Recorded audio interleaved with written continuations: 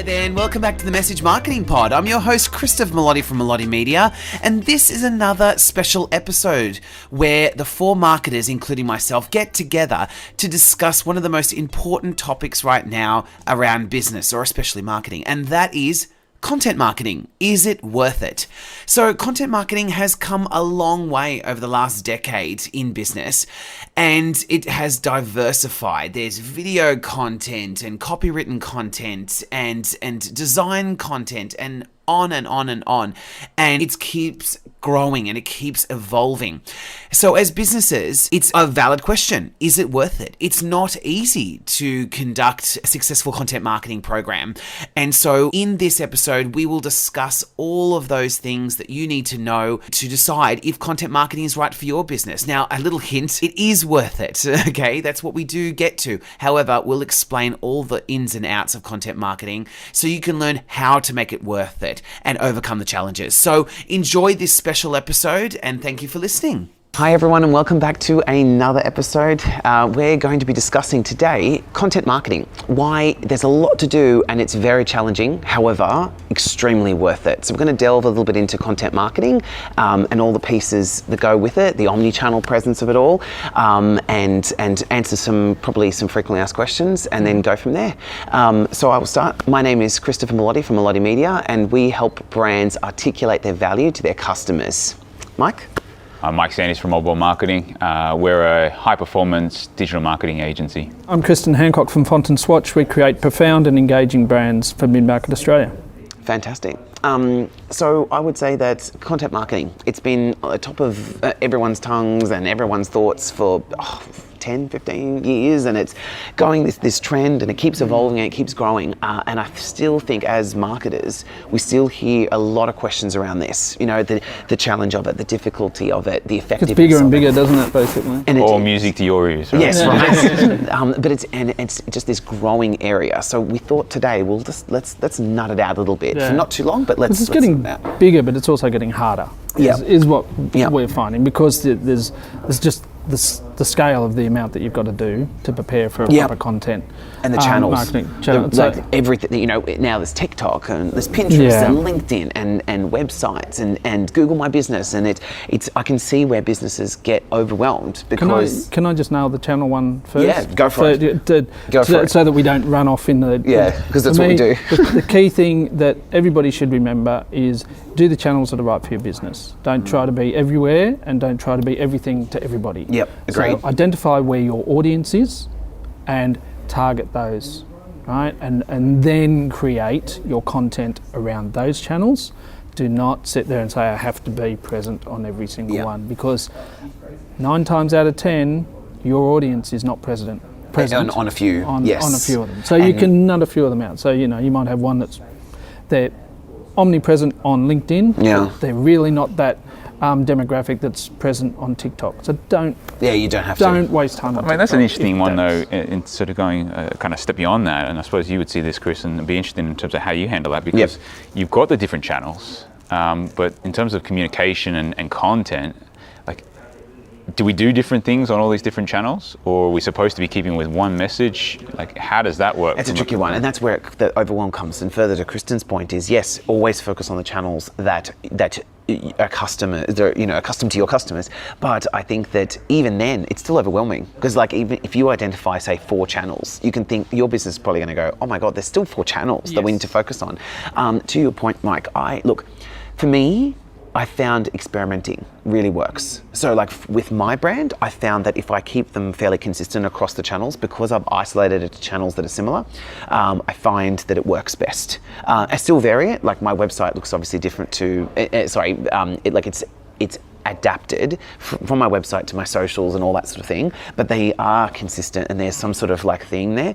But I just feel like you've got to try different things. You know, like if you're a big TikTok user or a Twitter user, you know, you're probably going to see that stuff that you do on Facebook won't resonate, and simply because the format's different and the audience expectations are different. But you will find that there's no hard and fast rule, and again, that adds to the topic here of how challenging content marketing is. But I just want to clarify before people get overwhelmed is that it is worth it. It works. Oh, absolutely, it's it worth it. 100% works. And like, recently, for example, I spent, my whole team spent a week writing blogs on content. And we just did this exercise where we did like a whole bunch of content and we put them all up and we saw a huge spike in SEO traffic, like almost immediately. Yeah. And I was saying to my team, like, it goes to show that we practice what we preach here. And what I'm saying is it does work. And that's a microscope version of it. But that content that a lot of businesses go, God, it's overwhelming and there's a lot to do. And I always feel like we're always behind the 8 ball. But it works because your customers are there. So picking up on your point, Mike, about is it the same on all? So what we would always say is that your brand identity is the same. Yes, agreed. Your value proposition is the same, but the voice that you use can change between channels. Yep. So the way that you express your identity, the way that you express your voice can actually change. But your value proposition is, And your purpose, vision, all that, the guidelines of your brand. Yeah, exactly. So that you must have an overarching identity that you're staying true to, but the way you express it can change per channel. It's an interesting one too, because we see that in our organisation when we're doing work for clients where if we look at the different channels, different activities that we might do, we often get clients who just want to do some content or know that they've got to write some content, but often they'll write this generic content that you would then blog about or put a blog together about, and then potentially do it on social media and stuff. You pull pieces. Yeah, but then they often, where they really struggle is that they'll write that content just for, like they'll write it for the blog and then think, oh, well, that's the same, that I can just use that same bit of content in the same context, the same way on all these different channels. Yeah. And the reality is you can't. Yeah. The way it's communicated needs to change quite substantially, even if it's the same thing. Yeah. You need to communicate it in a completely different way. Or to set expectations. Because that's what it is. Like when they think about, like, and we shouldn't have to tell anyone listening or watching anything, is that when you go to LinkedIn, you're in a different mindset to when you Google. And to when you browse a website or a landing page, or you look at, if you're scrolling through YouTube Reels, like all of that kind of stuff, your mind is different. So, like, your brand is probably in those few places. But, like, to your point, Mike, is you have to make sure that in context it works still. Yeah, so look, one of the things that I think a lot of time we discuss with clients and they talk about doing content for campaigns, etc., is the perception that, okay, I've come up with a great campaign idea, let's just roll it out. And the real challenge is the heavy lift that you have to do to create the campaigns. And you do need, look, at the end of the day, you need help to do it. Yeah, because it's a lot. Campaigns and content creation works really well when you've got a fantastic brand identity, you've got great brand guidelines, you've got a clear visual voice, you've got a photographic image library, you've potentially got videos that you can grab from, you've got all your messaging done. Now when you have all of that sitting in play and ready to go, actually building campaigns and creating different content for different channels, it really does become quite easy. And you can, and to me, if you do the heavy lift up front and you plan out, because what do we often work on? 6 or 12 months, generally. If you plan out 6 or 12 months, you can get all of that content ready and you can be really efficient in the way that you either do it in-house or you procure it. Yep. And it stops the knee-jerk thing, right? Because then you get to Monday and you go, oh my God, what do I need to put something... And then you end up just putting something out there that's completely and utterly irrelevant or just doesn't resonate or it's weak. Yeah. And there's nothing worse, because then you're stepping off the piece that we get fundamentally concerned about. You're stepping off your brand identity and you're constantly changing your voice, so you're losing that trust factor. So we encourage clients to go through the pain, do it like you do a budgeting cycle, but do it as a content cycle, and then create the assets that you need. So when you pull it together, for people like yourself, Mike, it's really easy because you've got all the assets there, you're ready to go. Well, I think that's a big one that we see, where people kind of going back to just writing content for the sake of the content. But we know that in terms of communication, the content itself is actually still only a small portion of the overall communication. Yeah, how you communicate it is as important, if not more important, than what you communicate. Yeah. And if you think about it, like an example, for instance, in terms of, let's say giving feedback to someone. you know, how you give feedback to someone can be completely different. It's the same feedback in terms of if someone does something wrong, you can be supportive and nurturing. Say, hey, next time maybe you can do this a bit differently. Yelling and screaming. You know, or you can yell and scream and give very negative and coarse feedback to someone to try and enact change. Now, sometimes certain situations might call for different types of approaches to how you give feedback, and they're completely appropriate. But to say that it's just one piece of content or one way of doing feedback and then that should be applied in the same way all the time to everyone is completely missing the point of the context and how you go about communication. So if you want people to actually take on board that communication, the content itself and what it's actually trying to say, you've got to think about how you go about saying it, and that's as important as the content itself. Yeah, so I mean, like for the listeners out there, I think, so where would we start? We would actually start working early and creating, you know, with likes of yourself, a plan. Create a content plan. Yep.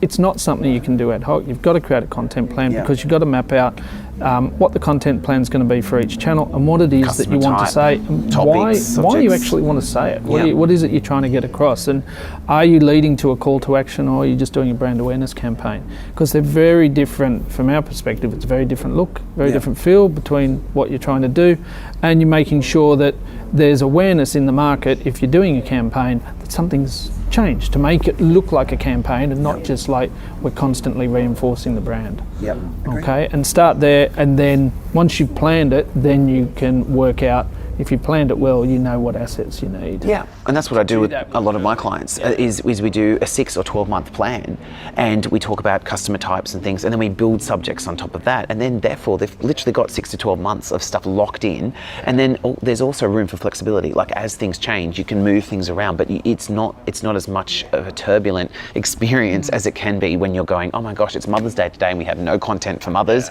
and it happens, you know, all the time. And therefore your brand, then you realize, oh my God, my brand's so irrelevant because I'm always so, you know, wishy-washy with the content that I'm creating, and that's when people go, oh, this is too hard, or it doesn't work. Absolutely. Whereas when you're strategic, you've got the brand elements and the design and all the messaging and a great plan, all of those kind of good things, suddenly content becomes easier. And that's why reaching out to marketing agencies can help, because a lot of the times you're just thinking, look, like, I outsource my finance because that's not what I do, and that's what it is. That's what it comes down to, is do you really want to be focusing on trying to be there and trying to constantly be there, or just giving it to a professional, letting them take direction, they take the execution. Exactly. And then it's moving, and you're hitting and then suddenly your customers are coming to you and your leads are coming in, and you go, oh my gosh, where are these coming from? And it's all that content that's out there working for you. It's like anything you do in evergreen. business. If you prepare and you plan and execute a good plan, then you'll get the results. One of the things that we also look at is when you actually do plan it well, what you can do is you can reinforce messaging a lot, because, you know, sometimes people think that every bit of content has to be new. No, that's not the case. Sometimes you actually need to tell people over and over again before they'll get what your true USP and your value proposition and why should I buy this service or product. So by planning it out, you can say the same thing in a different way, or looking at it and going, oh, well, actually every 3 months, we actually just need to tell them again. Yeah. Because we need to touch them again. Yeah. So I think that reaffirmation and presence is key. And as you said, Chris, it is not as simple as it was. It's getting harder to do just through the scale and the different nuances of the channels, and then the amount that you need, Mike, to have an impact. I think you do well now, really do rely on your consultants, because that's what they're there for. If you're not out there, your competitors are. That's when it comes down to it, right? Like if you think it's all too high, I'm not going to do it, then your competitors, I can tell you, are there. Yeah, they're the ones getting that attention. Don't be naive enough to think that the competitors are doing it all themselves, because they're not. No. Even, you know, the largest corporates are not outsourcing this stuff. So, yeah, absolutely. That's it for me. Me too. I agree. I think we've covered it. I think that was I hope that was a nice, quick thing. Look, as we've agreed, content marketing is difficult, and there's a lot to do, but it is worth it. Absolutely. And it is especially worth it when you plan it out correctly and you take the time to really take a proper approach to it. And I think that's the point of this episode. So, thank you, everyone. Can we just I was going to say, thank you everyone for joining us. We're at Cub, the Cub office, which is the Club of United Businesses at Potts Point in Sydney, and we're members and love it. So that's where we're recording at the moment. Thank you. Thanks for joining us.